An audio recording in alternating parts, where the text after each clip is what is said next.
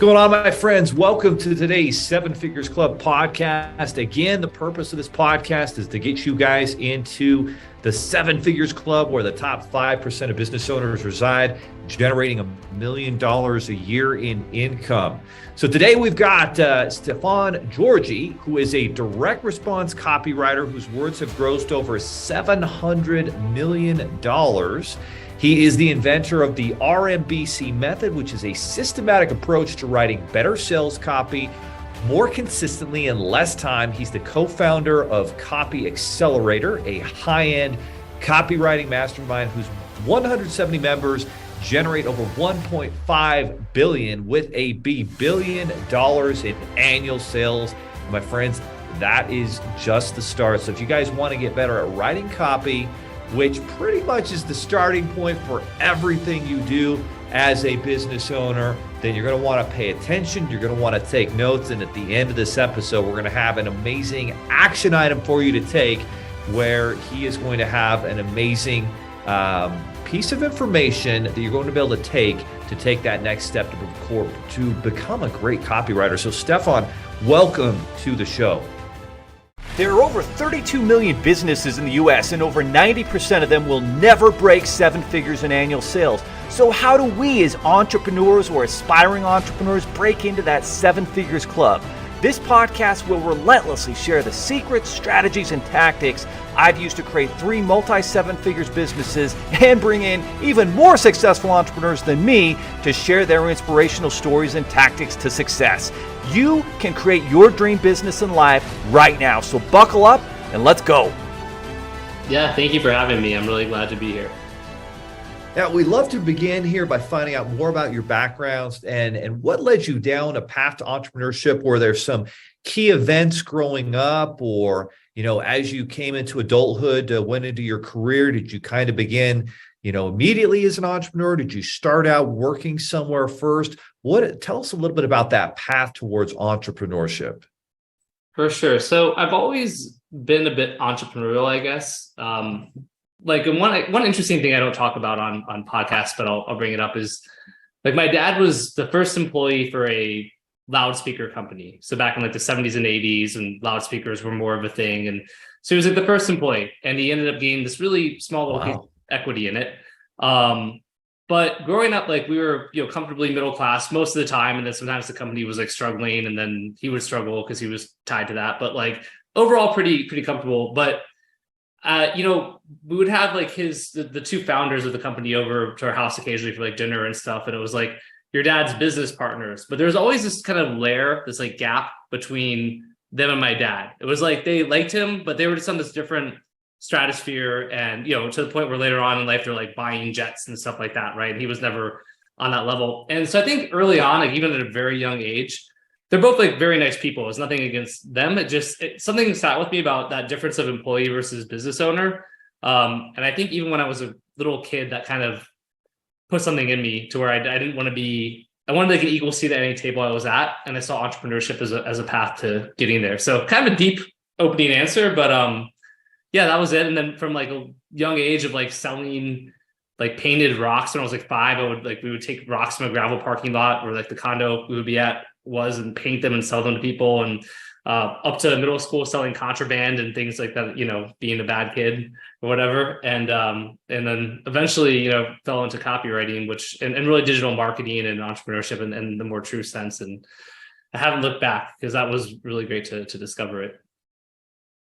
Awesome. So growing up there, your dad has, some entrepreneurial, creative abilities there. He gets connected, and that's kind of what it happens, right? We see somebody we admire, we wonder how they did it, and then ultimately we want to follow that roadmap to success that they're kind of leaving out there for us. Well, when it comes to copywriting, there's just no shortage of uses. Your emails, if you want your emails to be open, you're building that email list. And if you're a business owner, a side hustler, someone who's building something, listening to this podcast, you should absolutely be building that email list. that's still incredibly valuable. That's something that you own even more sometimes than your social media following, which you don't technically own. You're kind of borrowing and utilizing on that platform. But when you own that name and that email address or that phone number where you can reach out with texts and emails and email campaigns, that's very powerful. However, if you don't have great headlines and great copy, people are not going to read those. When you're doing your social media posts, if you're building a YouTube channel, whatever it is you're doing, podcasts, all of these things are fueled and much more successful when you understand copywriting. So for everybody listening who's hearing, oh, copywriting, and they're not exactly certain, they know it kind of means, putting together the right words and phrases. How would you kind of define copywriting? And more importantly, what makes successful copywriting? Sure. It's a great question. So, copywriting is really just writing ads on a fundamental level, right? Writing advertisements. What I specialize in is direct response copywriting, which is really writing advertisements where you're trying to get your prospect, right, your prospective customer or someone in your market to take action and respond. So that comes through a call to action, and that could be, pick up the phone and call now to order. It could be click the button and buy. It could be, opt into my email list. It could be any number of things, but we're really looking for them to the prospect to have a direct response to our copy and our advertising. So really that's as simple as it is. And it's everywhere. I think, to your point, it really, like, direct response copy elements can be applied at, even on in-person sales conversations, phone sales conversations, speaking from stage, presenting, right? Because really it's about building rapport and authentic connection with whoever your audience is, really almost winning them over, having them see themselves inside of your journey or the product, the product's journey or the brand and the identity of the brand, things like that. And then eventually, getting them to take action and to buy. So what makes really good copy, and especially direct response copy, I think number one is curiosity is really important. I mean, really the two biggest are curiosity and emotion. And there's actually a whole neuroscience component to that too, right? So when you're curious, it starts activating your brain's reward circuitry, because essentially you're thinking a riddle, I'm going to get a payoff to this. When we're curious, but also it's creating an itch that we know might get scratched. And that basically starts to get the flow of dopamine going. Emotion and really the experience of emotions is all very dopamine driven too. And so really we want to have in our copy to either create curiosity about something or to have people feel an emotional connection with our words. So those are two of the biggest things. And if I was going to say a third, it would be just remembering kind of with them, what's in it for me? Because so many times as marketers, entrepreneurs, business owners, we want to we love our product or our brand or our story, but we get so into telling it that we forget to relate it back to the consumer or the prospect. So just little things like tying something back to them, conversational language of, sound familiar? Maybe you can relate to this. Depending on your tone, I don't know if you've ever experienced something like this, but this is what we were experiencing, which is why we created A Better Way.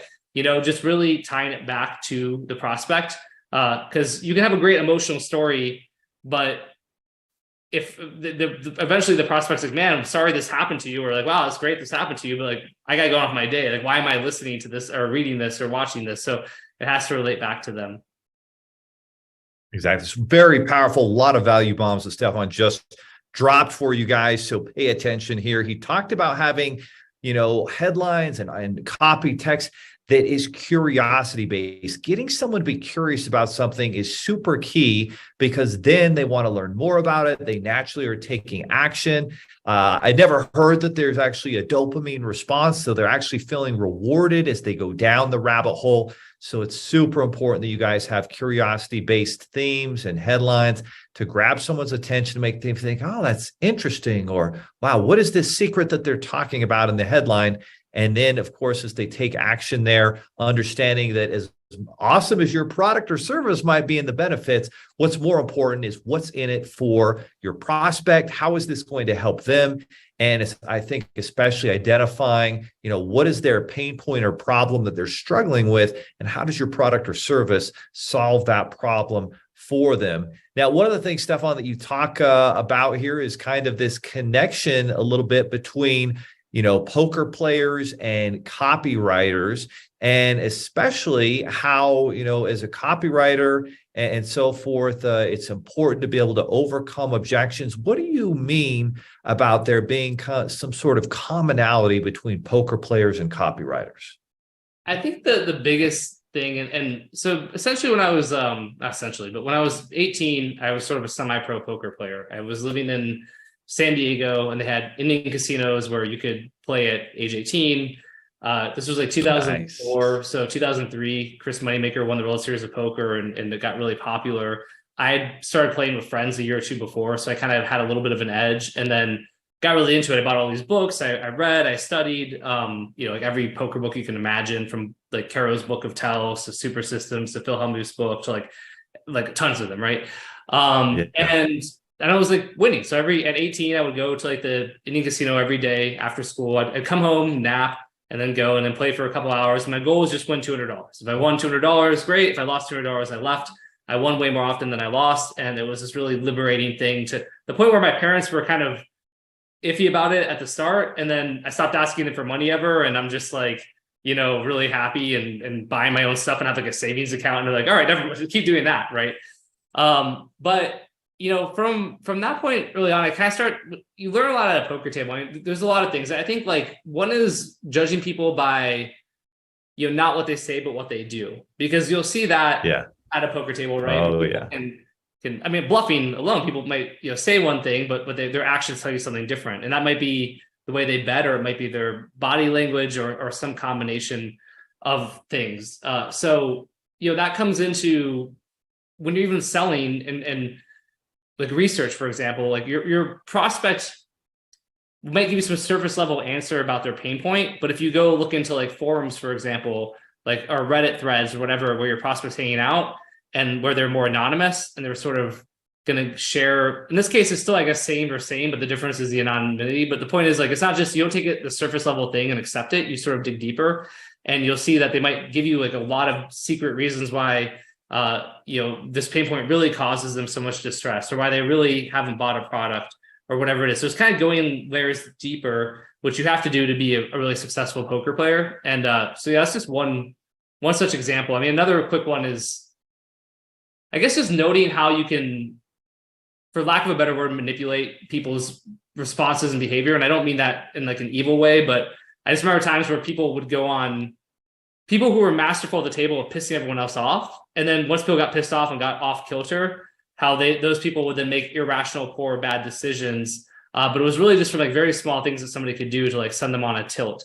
And so kind of, I guess, realizing how quickly someone's mood can change and how quickly someone's emotional state can change, both from worse to better, but also from better to worse. And so, some interesting commonalities there. That's a perfect segue kind of into the next part of this, which is, your expertise and kind of unique way of creating emotional response marketing and how that works, because, as human beings, we are powered by emotions.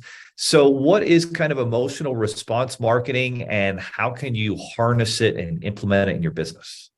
So I think this is a really underrated thing, and partially my fault for not doing more to talk about it, because I don't know if I'm not the first person ever to use the term, but I'm really one of the only people who's popularized it a little bit. But essentially the idea is that if direct response marketing is getting a prospect to directly respond and take an external action, like clicking, calling, whatever it is, then emotional response marketing is about using authentic storytelling and rapport building to get the prospect to feel an internal reaction.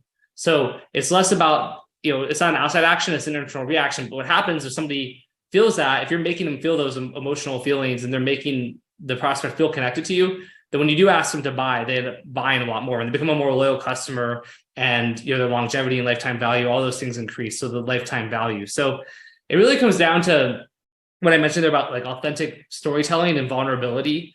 There's something like, this is just ballpark stats, but I remember seeing something where it was like 90% of small business owners felt like their brand was authentic, and then only like 50% of consumers agreed that the same brands were authentic, right? So, and it's becoming increasingly important. Like if you'll see that consumers want to look at brands as like entities. They want to feel like emotionally connected to brands. They want to feel like they have a relationship with brands, and authenticity is a huge motivator behind that. And so really, if you're not being authentic and honest, like it comes through. So quick tangible examples that are, like a restaurant. Let's, like, for example, many of us are on an email list for a restaurant, and occasionally you get something about like some half off wine night, or maybe they're doing like a wine tasting, or there's like a coupon. But you don't get emails from like the chef about how when they were like a little girl, their parents told them that girls don't make like professional chefs, and that like they should just like get a husband, and how that then led them to be pissed off, and they went out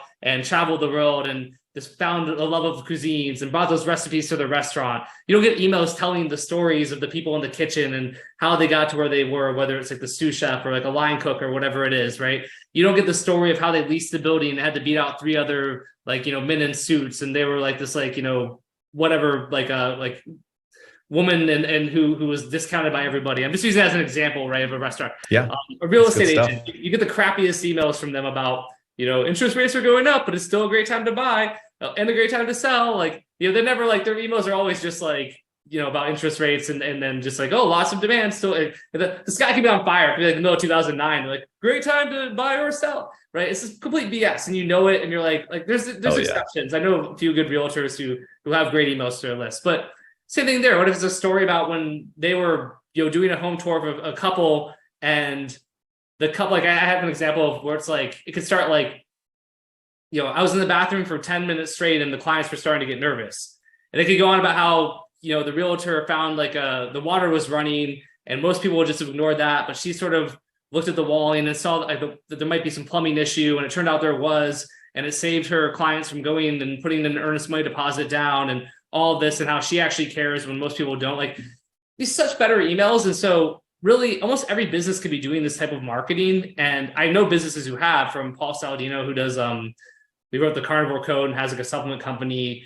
I just did it for like the Attorney General for the state of Arizona, and like we started raising way more money. Oh, that's awesome. We were doing that during, like I've used it now. I've case studies of it, and I don't have the time to build this out as much as I would like to, but it's really one easy thing that everyone can do is start like actually just telling more authentic, honest stories, and you'll be amazed at how much more people connect with you and your brand, and then ultimately buy more from you and give you more money too. Guys, what a huge value bomb that Stefan just dropped there. Your ability to tell a good story makes all the difference. I think there's a lot of sayings or data out there that facts are easily forgotten, but stories are what people remember. And so anytime you can attach a great personal story around your business, service, product, or brand, that's going to set you apart from everyone else. And as example, he's sharing, all these realtors and other people that kind of just stick to the same old boring stuff that's not even true, versus a very real, authentic, and personal story is going to connect on a much higher percentage and rate than anything else that you can do. And by being authentic and sharing that, that's where you're going to be able to get a lot of great relationships and bring clients back over and over again. One quick question that I found interesting as I was reading through some of the strategies that you talk about is kind of the importance of asking paradoxical questions as a way to kind of get people moving forward. What do you mean by, asking paradoxical questions, and why is that so effective? So paradoxical questions are almost like riddles. And the short answer is curiosity, going back to curiosity. If you look at, there it is, for example, on Reels, like if you go to your Facebook and you see the Reels or whatever stuff stories, you'll see these riddles all the time now. Someone has a sign up and it's like, I'm older than my sister, but younger than my brother, but I'm only whatever. How old am I? And it's like, and those things will have like 8 million views, like 15 million views, right? And all they are, it's like a huge, which by the way, is something you could test as an ad for the people watching, like testing those sorts of riddle things with like, incorporating that into your marketing and your lead gen, because they're crushing it, but they're crushing it for just people who are trying to get views and engagement who probably don't know what they're doing with them exactly, except for that they want a lot of likes and followers. But the point is, it gets that brain going and creates that curiosity. So, paradoxical questions, it's just simple things that get people to stop, and it resets the paradigm and increases curiosity. So a classic one was like the French paradox, which was like, French people have some of the lowest rates of heart disease in the world, and yet they eat cheese and fatty foods and drink wine and smoke cigarettes. Like, why is it? And the answer was like, well, it's the red wine and resveratrol, which is one of the ingredients, which has been linked to longevity. And that's fine, right? There's one from a language learning thing called Pimsleur approach, and it was sort of like, why is it so easy for a kid to learn a new language, but so hard for an adult? Because you're like, well, yeah, that's interesting. Because a kid, like, you don't even put them in school; they just pick up and learn like English, right? But as an adult, we have a really hard time learning a new language. And in this case, it was like, well, kids learn by listening. As an adult, they teach you but through speaking. But really, you should actually listen to learn. This is our unique methodology that helps you learn language more quickly and effectively. So it creates all the curiosity, but then also sets up your product, right? So if you're selling resveratrol or the Pimsleur method or whatever it is, then like it's sort of, you've reset the paradigm, you've gotten curiosity, and then people, now they're accepting a new possibility because their mind's been blown, or it's at least more open. Then when you present your product or offer, they're more receptive to taking that and trying it out. Outstanding. So a lot of people, business owners, side hustlers, they're listening here and they're realizing this is such a powerful weapon. There's a reason why copywriters like Stefan are literally paid, profit shares and massive, 5 and 6 figure fees just to put together great sales funnel and great copy, because when you have the right wording and the right process, it converts, it inspires, it brings people together. And so for everybody listening, trying to figure out, well, how can I improve my copywriting? Or maybe even, maybe I should be looking to hire somebody. What's kind of that next step? Where can they go? How can they connect up, with you and learn these skills, or even hire someone like you, or, someone in the network who can help them? What's kind of that next step, and where can they go to kind of take action and be proactive to make this happen? Yeah. So 2 things. I mean, for everyone who needs a copywriter, essentially I've got you covered, because I've got like a pulse on hundreds and hundreds of copywriters from all levels, and from kind of really young people who are not going to charge you that much to like super high level people who are going to charge a lot, but are also often worth it. And if you talk to me about it, I'll connect you to the ones who are actually worth it, not the ones who charge a lot and who suck, right?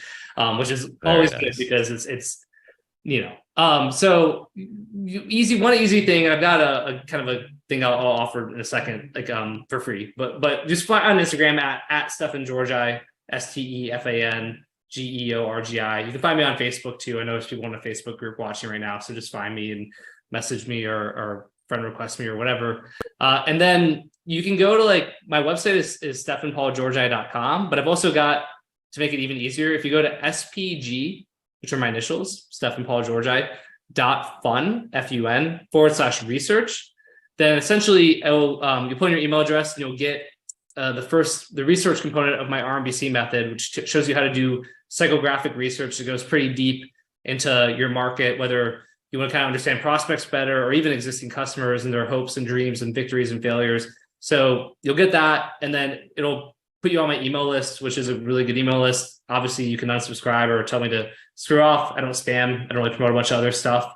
But it's, and I email almost every day. And a lot of times I'll go like a month straight where I'm just putting value bombs. And then I might have, like right now I'm in the middle of enrollment for my lower tier mentorship program. So till tomorrow night, you'll get emails about that, but then I'm not going to push anything afterwards. So anyway, spg.fun /research. It's a really nice kind of thing. I mean, it's great for no matter what kind of ads, just general understanding of your market, like long form copy, emails, whatever it is. It's a really nice kind of framework and template that I'm providing.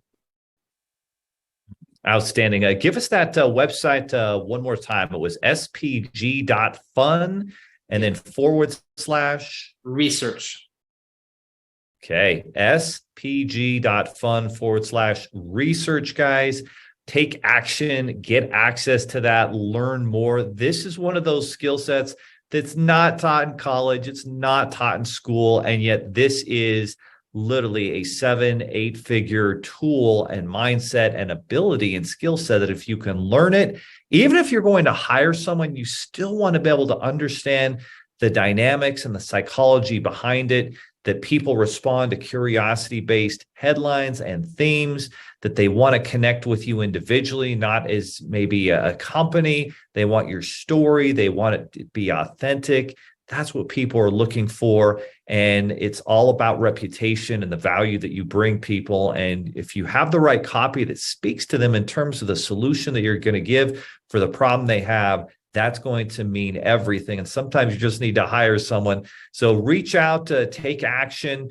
You can connect with Stefan and be connected with the copywriter. And even if you do go that route, you still want to learn about this because it's such a valuable skill and it can make you so powerful as you build a business, product, service, and brand. So amazing stuff and amazing value that Stefan has shared with us today. Stefan, the final word is yours about the importance of copywriting and the next steps that people can take today as they go to your site. Well, I would just say thank you to everyone for joining and listening. And yeah, I mean, check out what I mentioned, that giveaway, and message me seriously, because there's a lot of incredible copywriters out there. And then there's a lot of people who like the idea of being a copywriter because they think it means they'll get paid lots of money and that they won't have to work very hard. And so I can help you avoid those people and get the right people. And I'm not taking a middleman fee. I just have people in my communities that it helps them, which helps me, which helps you. It's like a perfect, virtual. It's a good thing. Yeah, I love it. So that's all. And besides that, yeah, I agree. I mean, take your marketing seriously and you'll go far, right? So just hopefully some people maybe further appreciate the value of copywriting and after this conversation. Remember, this is not a passive podcast. This is an action-taking. Implement what you learn as you go. Take action. So go to those websites, learn about this, understand the importance and the psychology behind successful copywriting, and especially this emotional response method that Stefan has put together, and get that implemented in your business. Stefan, thank you for being a guest. Yeah, thank you. Are you looking for more seven-figure secrets, content, or even how you can launch your own recession-proof business? Then check out sevenfigures.com. That's the digit 7, FIGURES.com, where we share more videos, stories, strategies, funding solutions, entrepreneurial education, and even the secret business type that's recession-proof. Thank you for listening, and if you're finding value in our podcast, please give us a 5-star and invite others to join the club.